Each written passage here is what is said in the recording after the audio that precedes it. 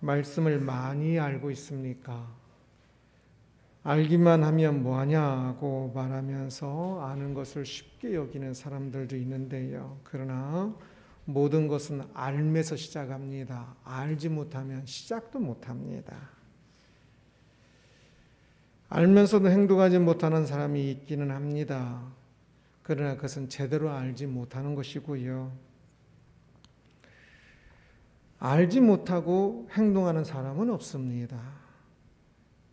아무리 착한 일을 한다 할지라도 그것이 하나님의 뜻인 것을 알고 그것을 하는 것과 하나님 뜻을 알지 못하고 하는 것은 근본적으로 다르고 모든 면에 있어서 다 다릅니다. 알지 못하고 하는 행동들은 그 자체가 참 오염되어 있을 수밖에 없고, 그래서 그것은 바른 행동이 될 수가 없습니다. 아는 것 이상을 행동할 수가 없습니다.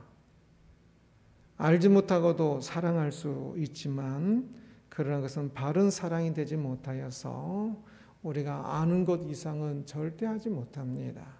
그래서 더 많이 아는 것이 매우 중요합니다. 무엇을 제일 잘 하십니까? 어떤 사람은 철학을 잘 압니다. 어떤 사람은 소설을 잘 알고 고스톱을 잘 치는 사람이 있을 수도 있겠지요. 다른 것은 못 아는데 연애는 완전 박사인 사람도 있고요. 학교도 제대로 못 나와서도 농사를 잘 지는 사람이 있습니다. 좋습니다. 사람은 다양한 재능을 가지고 있으니 자신에게 주어진 재능에 따라 이것은 못하고 저것은 잘할 수 있습니다. 그러나 한 가지의 공통점이 있어야 하는데, 모든 사람이 말씀을 아는 것에 있어서는, 믿음을 길을 가는 것에 있어서는 모두가 잘해야 합니다. 모두가 전문가가 되어야 합니다. 모든 사람은 하나님의 형상 따라 창조되었지요. 타락으로 그것이 어그러졌을 뿐이고요. 인생은 그 타락에서 회복하기 위하여 있습니다. 그 회복을 위해서는 알아야 회복하겠지요.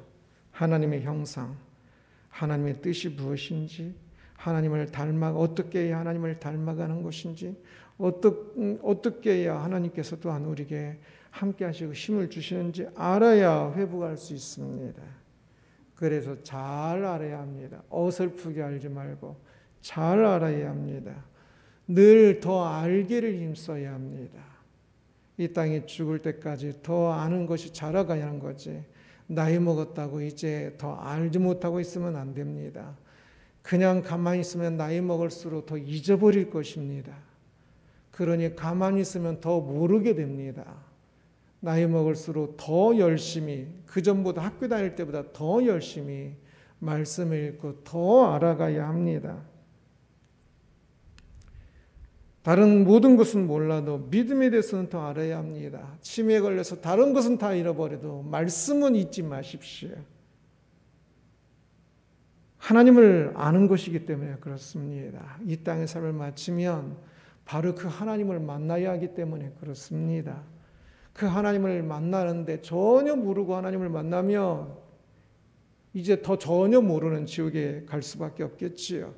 하나님을 더 많이 알아가서 마지막에 진짜 더 많이 알아가서 하나님을 딱 죽고 하나님을 딱 만나면 그때 이제 예수님은 눈으로 볼 수 있을 것입니다. 눈으로와 알므로 더 많이 알게 되어서 더 알게 돼서 기쁨이 넘치는 그 순간이 되어야 합니다. 안다는 것은 한 번에 되는 게 아닙니다. 그래서 인생이 길게 주어져 있는 거지요. 그래서 매일매일 알아가야 합니다. 오늘 본문은 바울이 에베소에서 사역을 한 이야기입니다. 에베소는 3차 전도 여행의 중심지이지요.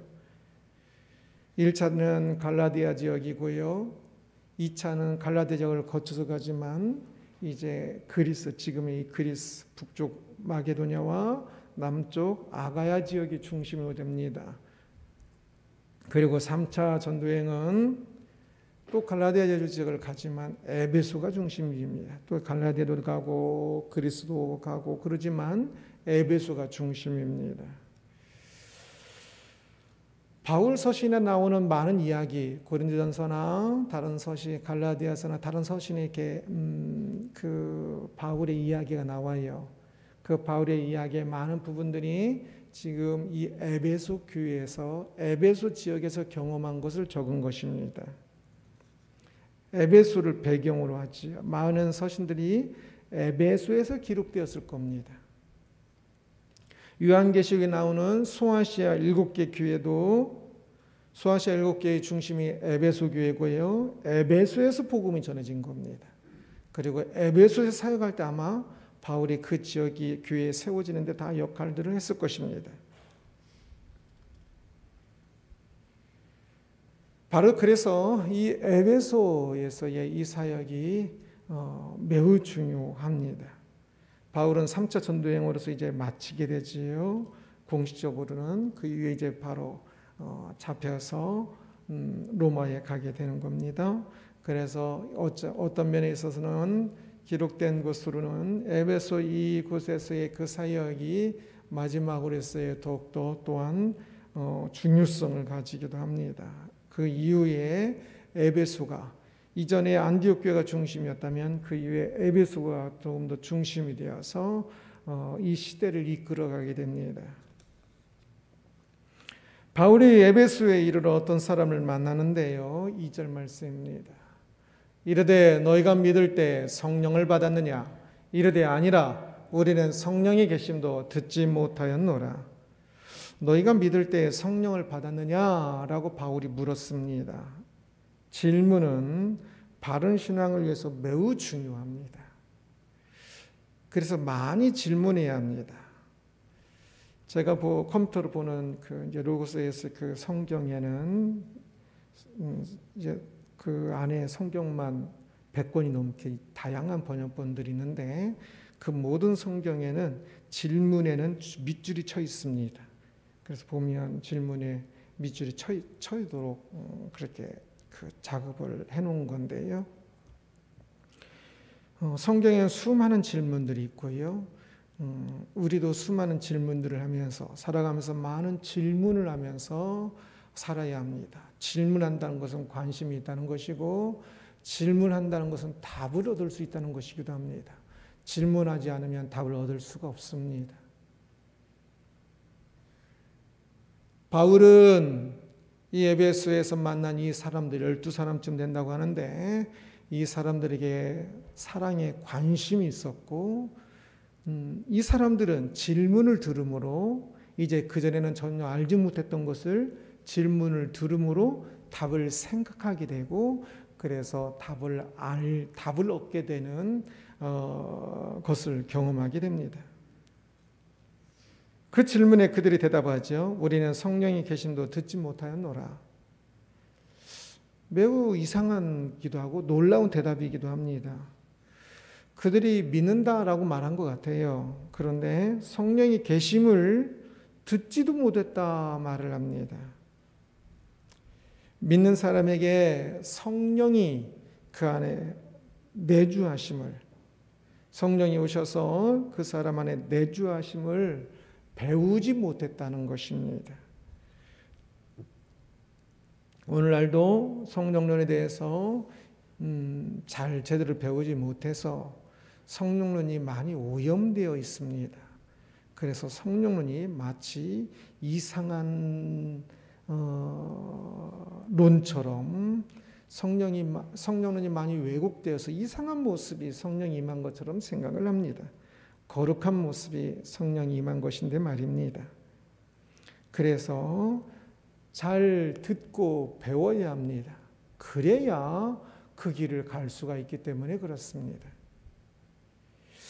지금 바울이 질문하고 대답하고 있는 이 12사람쯤 되는 이 사람들이 진짜 믿음이 있는 사람인지 아니면 아직은 믿음이 없는 사람인지 학자들 사이에는 다양한 의견들을 제시합니다.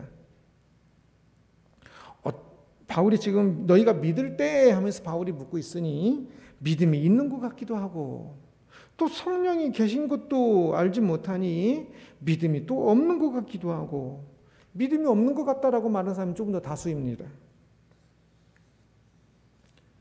여하튼 불분명한 상태입니다. 잘 배우지 못하였기 때문에 그렇습니다.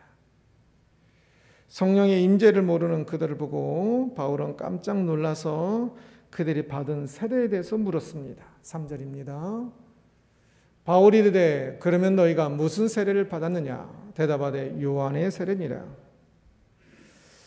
요한의 세례는 회개하라는 요한의 외침에 따라 회개의 세례를 받는 것을 이야기합니다. 그래서 요한의 세례는 우리가 지금 기독교인의 세례는 죽은 자에서 산 자로 이제 거듭나는 것을 의미하지요. 예수 그리스도를 주로 모시지 않을 때는 죽은 자였던 것이고, 예수 그리스도를 믿음으로 예수 그리스도가 주인이 됨으로 이제 영원히 산 자로서 거듭나는 겁니다. 요한의 세례는 믿는 자가 자신의 과거의 죄를 회개하는 세례였습니다. 거듭남의 세례가 아니라. 그래서 예수님의 세례와는 많이 다릅니다. 똑같이 세례인 것 같으나 그 세례가 완전히 성격이 완전히 차원이 다른 겁니다. 그래서 그것은 예수님의 세례를 준비하는 것이기도 하고요. 본질적인 것이 아니라 준비하는 것입니다. 준비하는 것만 하고 정작 새로운 사람으로 거듭나는 세례를 받지 않은 것입니다. 바울이 에베소서 이 만난 사람들처럼 믿음이 있다고 말하지만 무지한 상태인 사람들이 늘 많습니다. 역사 속에, 또한 오늘날에도 장소마다. 그래서 객관적으로 진짜 믿음이 있는지 없는지 잘 구분되지 않는 사람들이 많습니다. 믿는다고 말하는 것 같은데, 그러나 삼위일체도 잘 모르고 또 성경에서 말하는 것이 아니라 자신의 멋대로 믿는 것 같아요. 자기 복음을 믿는 것 같은 사람들이 많습니다. 기복주의가 조금 연약한 믿음일 수도 있지만 아예 믿음이 아닌 것일 수 있습니다.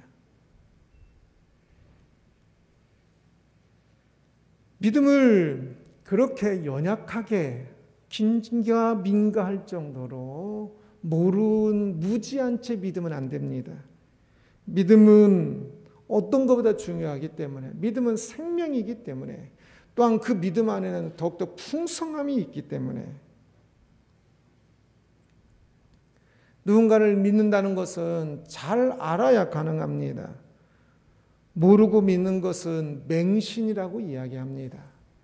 맹신은 믿음이 아닙니다. 덮어두고 믿으라는 말들을 그전에 많이 들었을 터인데 그것은 맹신이고 그것은 거짓 믿음입니다. 내가 누구를 믿고 무엇을 믿는지 모른 채 믿는 것은 맹신인 거지요. 내가 무엇을 믿고 어떻게 해야 하는지를 믿고 내가 생각하는 어떤 것보다 가장 우선시 되게 믿어야 그것이 믿음인 것이지요. 어떻게 따져보지 않고 어떻게 깊이 생각하지 않고 나의 모든 인생을 그것에 걸 수가 있겠습니까? 그러니 따져보지 않고 깊이 생각하지 않고 눈물을 흘리지 않고 나의 모든 것을 걸지 않고 믿는다는 것은 그것은 믿음이 아닙니다. 덮어두고 믿는다? 그건 더더욱더 믿는 게 아닙니다. 우리 조상들은 새벽에 물 떠놓고 기도하던 사람들이 있었습니다. 어머니들의 정성이었지요. 교회 다니기 시작하고 이제 본래 새벽에 그렇게 기도하던 습관이 있으니 새벽 예배에도 또 열심히 참석하였습니다. 그런데 기도하는 대상의 이름만 바뀌었을 뿐 같은 내용의 기도인 경우가 많았습니다. 그렇다면 그것은 분명히 잘못된 기도입니다. 자식이 잘 되기를 바라서 자식이 잘 되는 기도는 똑같은 거 아닌가라고 생각하겠지요. 그러나 그것은 기독교의 기도는 아닙니다. 기도의 대상이 바뀌면 기도의 내용도 바뀌어야 합니다. 이름만 바뀌는 것이 아니라 우리는 실체로서 새벽에 물 떠놓고 기도하는 것은 실체가 없는 그냥 막연히 그냥 누군가에게 알지도 못하는 누군가에게 자식이 잘 되기를, 남편이 잘 되기를 바라는 것이고, 우리의 기도는 실체가 있기 때문에 그분이 마음이 무엇이고 그분이 뜻이 무엇이고 내가 어떻게 해야 그분이 또 나의 기도를 들으시고 또 내가 무엇을 기도해야 하는가. 가장 중요한 것은 무엇을 기도해야 하는가 합니다. 무엇을 기도해야 내가 올바른 길을 갈 것인지 내용이 바뀌어야지. 내용이 바뀌지 않고 이름만 바뀌면 그것은 바른 기도가 될 수도 없고 바른 믿음도 될 수가 없습니다. 내가 믿는 하나님이 어떤 분이신지를 알아야겠죠. 그분의 생각과 마음과 힘을 알아야 합니다. 그것을 알지 못하고 무슨 대화를 합니까? 그냥 돌에게 대화한 거하고 똑같은 거지요. 대화하면 할수록 기도가 대화하지 않습니까? 대화하면 할수록 상대방의 마음도 알고 내 마음도 말하고 그러면서 대화하면서 서로 합일점도 만들어내고 대화하면서 막 가슴에 뭉클하기도 하고 하는 것이 기도지요. 그렇게 지정의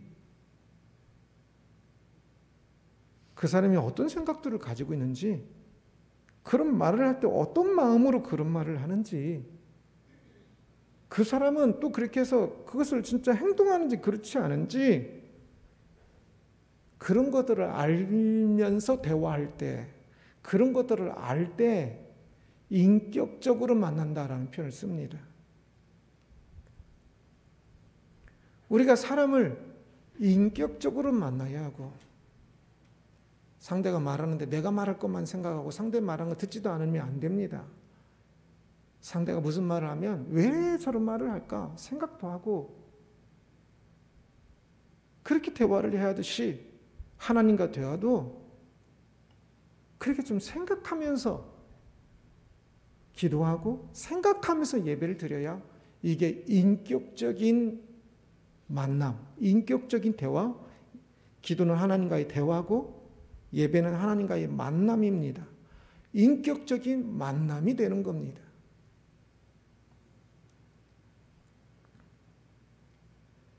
천지를 창조하신 분인 줄을 알기 때문에 나를 창조하신 분인 줄을 알기 때문에 예배하는 것이고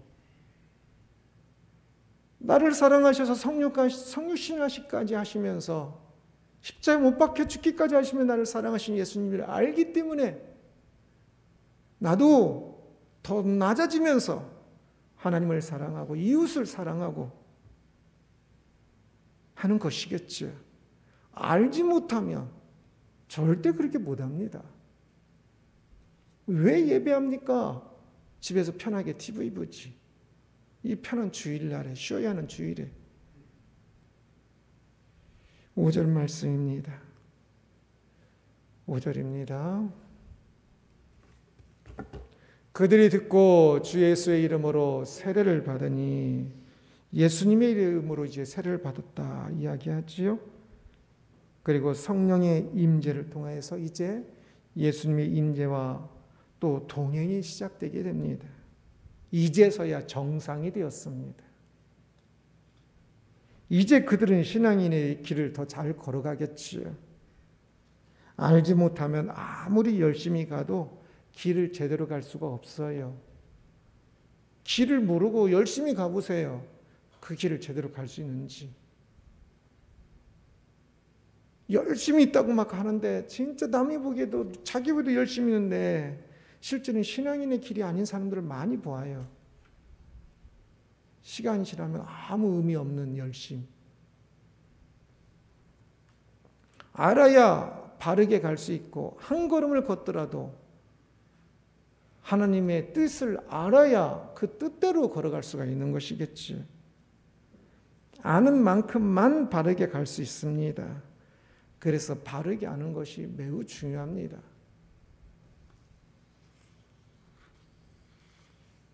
기도한다고 사람 치유한다고 때려가지고 사람 숨지게 하고,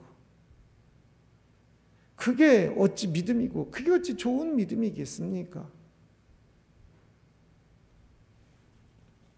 헌금한다고 사기치고 남을 속여서 돈을 벌어서 헌금한다면 그게 어찌 헌금이 되고 그게 어찌 복이 되겠습니까? 물으면 절대 바른 길을 갈 수가 없습니다.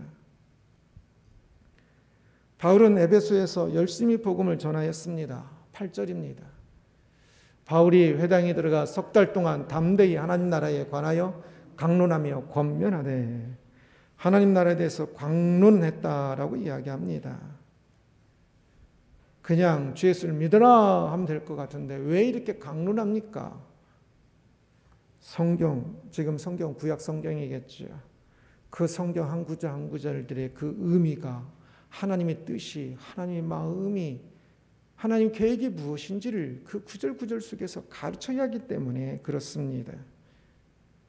하나님 나라를 알기 위해서는 가르쳐야 하고 배워야 했기 때문에 그렇습니다. 메시아가 오셨습니다 라고 해도 그들이 그것을 제대로 받아들이기 위해서는 말씀을 통하여, 말씀을 배우고 말씀을 통하여서 우리 마음을 만지시는 하나님의 그 인도하심을 경험해야 했기 때문에 그렇습니다. 하나님 나라를 살아가기 위해서는 하나님 나라의 정체성을 알아야 하고 법을 알아야 법을 지키겠지요. 그래서 바울은 열심히 가르쳤습니다. 9절입니다. 어떤 사람들은 마음이 굳어 순종하지 않고 무리 앞에서도 이 도를 비방하거늘 바울이 그들을 떠나 제자들을 따로 세우고 두란노서원에서 날마다 강론하니라. 어떤 사람들은 마음이 굳어서 순종하지 않았다 이야기합니다. 믿음은 인격적인 관계입니다. 하나님과의 만남이고 관계를 맺는 것이지요. 그 관계를 맺는데 순위가 저 뒤로 밀리는 것이 아니라 1순위가 될 때 믿음이 됩니다. 2순위도 믿음이 아닙니다. 인격적이라는 것은 참 특이하지요. 한 사람 한 사람마다 다 인격입니다. 그래서 저마다의 지정의가 있어요. 그래서 그 사람만의 고유하기 때문에 믿음이 그러잖아요. 아무리 목사 자식이어도, 장로님 자식이어도, 태어날 때부터 교회를 다녔어도 또 교회를 안 다니는 사람들 있잖아요. 인격적에서 그렇습니다. 자기가 선택하고 자기가 알고 선택하고 믿고 해야 하는 인격적인 것이기 때문에 그렇습니다. 부모는, 그 주변의 사람들은 여건을 만들어줄 뿐 그 사람의 인격에 대해서 선택을 해줄 수 없는 것이기 때문에 그렇지. 그래서 그 전능하신 하나님, 그 좋으신 하나님을 말을 해도 그것을 받아들인, 그 자신의 인격으로 받아들이는 사람이 있고 받아들이지 않는 사람이 있는 것입니다. 인격적인 것이기 때문에 누구도 할 수 없습니다. 그래서 믿음은 그 사람이 하나님을 향하여 마음을 열고 자기 자신이 하나님을 향하여 마음을 열고 그 하나님을 자신의 주로 받아들이는 이 인격적인 고백이 있어야 가능합니다. 그들을 떠나 제자들을 따로 세우고라고 말씀합니다. 회당에서 3달 동안 강론한 이후 바울은 다른 곳에서 모임을 가져야 했습니다. 회당에서 반대자들이 생겼기 때문입니다. 에베소에서는 좀 더 많은 무리가 따랐던 것 같아요. 그래서 다른 곳에서는 회당에서 반대가 있을 때 이제 주로 집에서 모였지 않습니까? 그런데 에베소에서는 개인 집에서 모이지 못하고 사람들이 많아서 좀 더 넓은 홀이 필요했던 것 같습니다. 두란노 서원에서 날마다 강론하니라 라고 이야기합니다. 좀 직역하면 티라노스의 홀에서 가르쳤다라는 뜻입니다. 티라노스라는 헬라어를 그 발음 그대로 이렇게 옮긴다는 것이 두란노라고 옮긴 거예요. 이 티라노스는 절대 군주, 폭군 그런 의미를 가지고 있습니다. 대문자로 쓰였기 때문에 아마 이름일 겁니다. 어쩌면 성질을 반영하는, 성격을 반영하는 별명일 수도 있고요. 그래서 티라노스의 홀이라는 뜻은, 두란노의 홀이라는 뜻은 이 홀의 소유자, 소유격이거든요. 두란노의 홀. 그래서 소유자인 두란노라는 사람의 소유자여서 두란노의 홀일 수 있고요. 아니면 두란노가 가르치는 홀이기 때문에 두란노 홀일 수도 있습니다. 두란노라는 어떤 유명한 사람이 있어서 이 홀에서 계속 많은 사람들 계속 가르쳤던 것 같기도 해요. 이 당시에 고고학에 보면 이 당시에 이 두란노라는 이름이 사용되던 흔적은 나와요. 그런데 아직 이 홀은 에베소가 많은 유적들이 발견되는데 이 두란노 홀은 발견은 아직 안 됐는데요. 여하튼 어쩌면 두 가지 다일 수도 있죠. 이 두란노 홀을 소유한 사람이면서 이곳에서 가르쳤던 사람이 두란노일 수도 있고요. 바로 그 두란노 홀에서, 티라노스 홀에서 바울이 아마 빈 시간에 성경을 가르친 것 같아요. 어떤 성경 사본에는 조금 더 다른 구절이 첨가되어져서 오전 11시부터 오후 4시까지 가르쳤다, 이렇게 성경 구절이 기록된 곳도 있습니다. 아마 이제 후대의 사람들을 위해서 더 첨가되어졌을 것 같아요. 첨가되어서 성경을 사본 베끼면서 그렇게 된 것 같아요. 이 오전 11시부터 오후 4시까지는 이 지역에서 낮잠 자는 시간입니다. 그렇다면 그 홀에서 두란노는, 원래 주인인 두란노는 좋은 시간인 11시 이전에 가르쳤고, 바울은 낮잠 자는 빈 시간을 사용하여서 가르친 것으로 보입니다. 그 낮잠 자는 시간을 사용한 이유는 아마 홀은 크니까 임대료가 비싸겠지요. 그 대신 낮잠 자는 시간은 사람들 다 낮잠 자는 시간이니까 지금도 스페인 문화권에 가면 낮잠 자는 시간들이 있습니다. 그 낮잠 자는 시간에는 천하 무슨 일이 있어도 다 낮잠 자야 합니다. 사람들이 다 너무 덥고 막 그러니까 그냥 그 시간에 다 잡니다. 아침 일찍 문화가 일찍 시작하거든요. 그래서 그 시간에 자는데, 그래서 그 시간에 홀이 비어 있으니까 그 시간에 싸서 아마 그 시간에 했을 겁니다. 그리고 가르치는 바울이나 배우는 사람이나 아침에는 일을 했을 것이고, 그래서 바울은 에베소에서 본인이 일을 했다고 표현을 합니다. 고린도에서 잠깐 일을 했었지요. 브리스길라 아굴라와 함께 천막을 만들거나 수리하는 것이 더 많았을 겁니다. 그 일을 했었던 그 브리스길라 아굴라도 지금 이 에베소에 같이 있거든요. 아마 또 같이 그 오전 시간에는 일을 했을 겁니다. 일을 하고 점심에 그 황금 시간 같은 쉬어야 하는 그 점심 시간을 이용해서 쉬지 않고, 바울이 쉬지 않았던 것처럼 배우는 사람들도 쉬지 않았겠죠. 쉬지 않고 그 홀에 사람들이 모여서 이 말씀을 가르치고 배웠던 겁니다. 그 당시에 에어컨이 있을 턱이 없겠지요. 그러면 숨이 콱콱 막히는 날도 있었겠지요. 그러나 바울은 열심히 말씀을 가르쳤고 그들은 열심히 말씀을 배웠습니다. 10절입니다. 2해 동안 이같이 하니 아시아에 사는 자는 유대인이나 헬라인이나 다 주의 말씀을 듣더라. 2해 동안 이같이 했대요. 이 두란노에서 날마다 가르쳤다고 그러는데요. 일주일에 한 번이 아니라 날마다 가르쳤다고 이 앞구절을 이야기하는데 그것을 2년 동안이나 했대요. 큰 홀이어서 많은 사람들이 들어갈 수 있었을 것입니다. 또 홀의 이름에 걸맞게 어쩌면 티라노스 같은 절대 군주와 같은 그러한 방식, 조금 더 스파르타식으로 그 홀의 전통이 그랬을 수도 있고요. 그래서 바울도 아마 조금 더 가르치는 일에 집중하여서 그 11시부터 4시까지 5시간 동안 진짜 졸리니까 중간에 쉴만도 한데 그렇지 않고 아주 열정적으로 가르쳤을 수 있을 것입니다. 그 홀이 얼만데 빌리는데 그리고 그것을 위해서 아침마다 날마다 얼마나 열심히 일을 했겠습니까?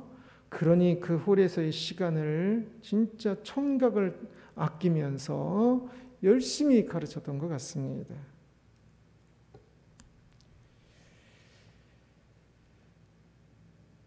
(2년) 동안 날마다 그렇게 가졌던 것은 그들이 무슨 학교였기 때문에 그렇게 한 것이 아니고요. 뭐 학위를 따기 위해서 그런 것도 아니고요. 돈을 벌기 위해서도 아니고요. 그 말씀을 배워야 믿음의 길을 가고 믿음의 길을 풍성하게 가기 때문에 그렇습니다. 이 어려운 조건에서도 그렇게 배웠는데 오늘날 우리는 뭐 하고 있습니까? 배우는 것이 많은 것이 싫은지요? 성경이 너무 두껍고 배워도 모르는 것이 많은 것이 싫은지요? 아닙니다. 배울 것이 많은 것이 복입니다. 그만큼 하나님을 더 알 수 있기 때문에 그렇습니다.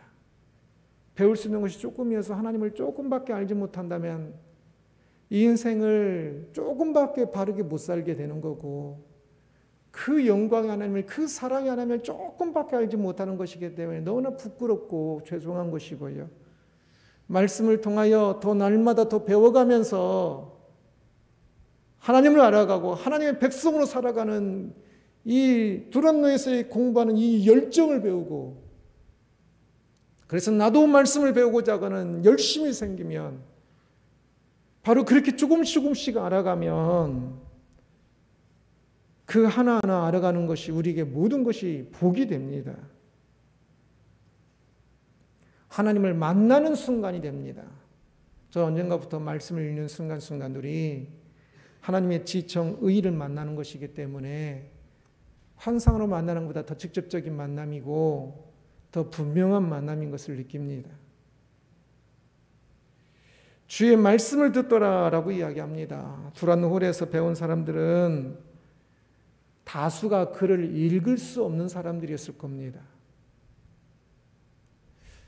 시대마다 지역마다 다르지만 보통 글을 제일 많이 읽을 수 있었던 시대, 제일 그 도시, 완전 문화화되신 도시도 20%를 넘게 안 봅니다.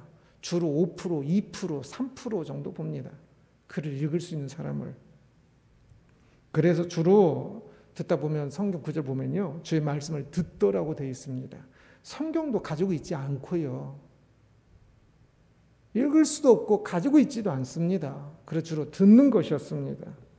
그러나 그들은 열심히 배웠습니다.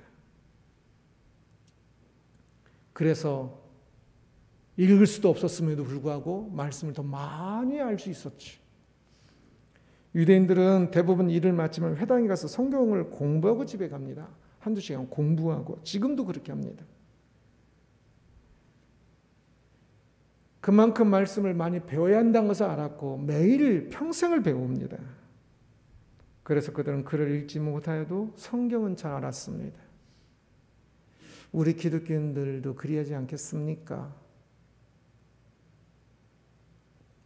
주의 말씀을 듣더라라고 이야기합니다. 말씀은 주의 말씀입니다. 주의 말씀을 듣는다는 것은 만난다는 것입니다. 얼굴을 보고 있어도 서로 말하지 않으면, 서로 대화하지 않으면, 지정의가를 서로 통하지 않으면 얼굴 보고 있어도 만나는 게 아니에요. 지정의가, 서로의 지정의가 통할 때, 전달되어질 때 만난다고 표현을 써요. 주의 말씀을 들으면 주를 만나는 것이 돼요. 주의 말씀을 안다는 것은 어떤 지식을 아는 것을 너무 종합적이고 총체적인 것이에요. 그래서 주를 실제적으로 만나고 실제적인 관계를 맺는다는 것이 됩니다. 말씀을 아는 지식은 그릇과 같습니다. 삶을 담아내는 그릇입니다. 말씀을 알지 못하면 많이 살아도 담겨지는 것이 하나도 없습니다.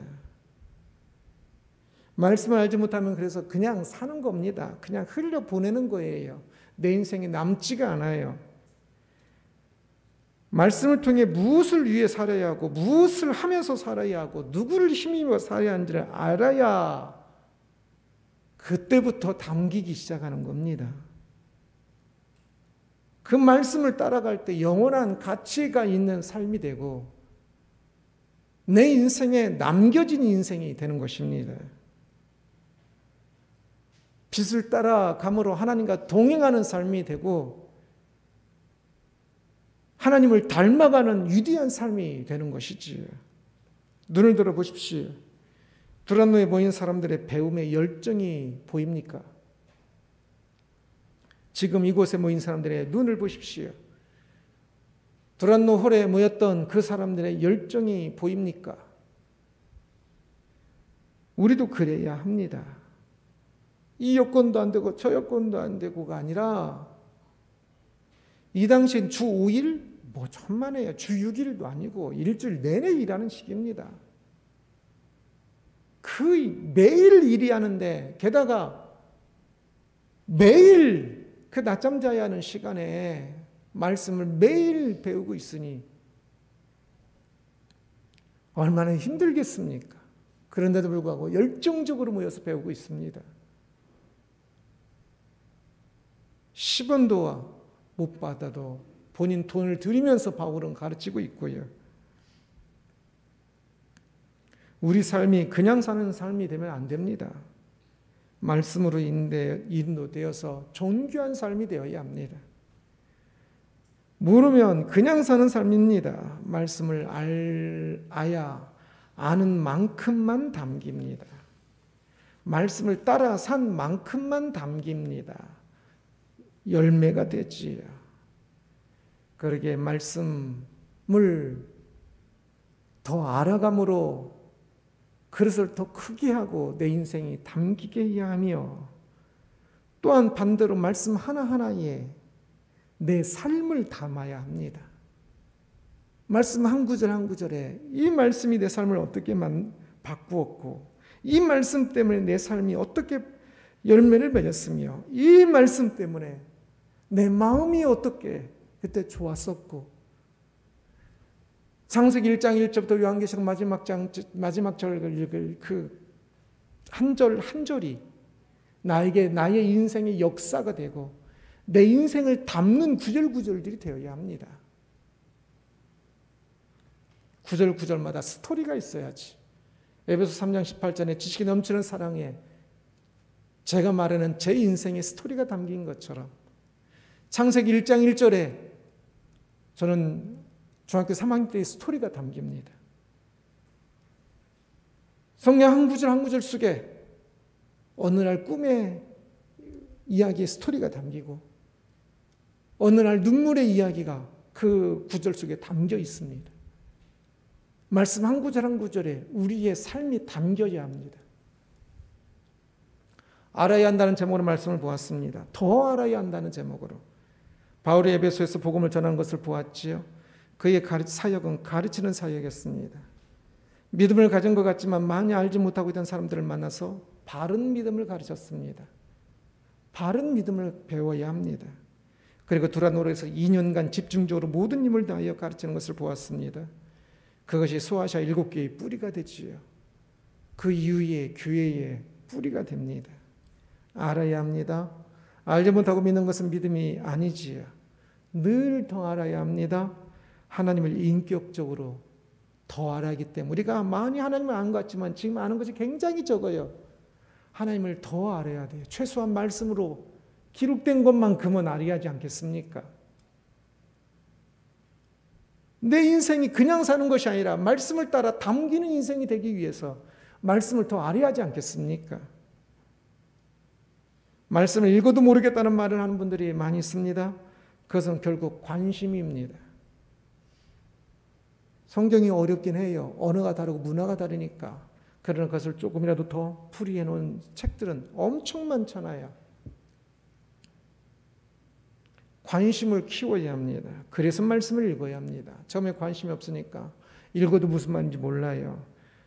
그러나 읽으면서 그 구절에서 조금 더 놀라운 은혜를 경험한 사람은 이제 다른 구절도 더 관심을 가지고 더 읽게 되고, 조금 알고 나면 항상 아는 것만큼만 보여요. 그 책은 한 번 읽는 게 아니에요. 그때 처음에 읽을 때 아는 것만큼만 알았던 것이 다시 읽으면서 이제 쭉 읽으면 더 많이 알게 됐잖아요. 다시 읽으면 또 더 많이 또 보여요. 다시 읽으면 또 더 많이 보여요. 다 읽으면서 아는 것이 더 증가하기 때문에 그러겠지요. 그래서 책을 읽으면 늘 새로운 게 보이는 것들이 아주 많이 있을 겁니다. 말씀은 더더욱더 그렇습니다. 세상 모든 일에는 혹시 꼴등일 수 있어도 말씀은 아는 일에 있어서, 믿음에 있어서는 1등이 되기를 바랍니다. 그러면 모든 일에 1등이 됐다라고 자신 있게 말할 수도 있게 될 것입니다. 참으로 바라기는 우리가 더 알 수 있기를, 말씀을 읽는 것을 게을리하지 말고 터부시하지 말고 말씀 한 구절 한 구절에 살아계신 하나님의 인격을 느끼며 만나며 그렇게 행복한 인생, 담기는 인생을 사는 우리들이 되기를 주님의 이름으로 축원합니다.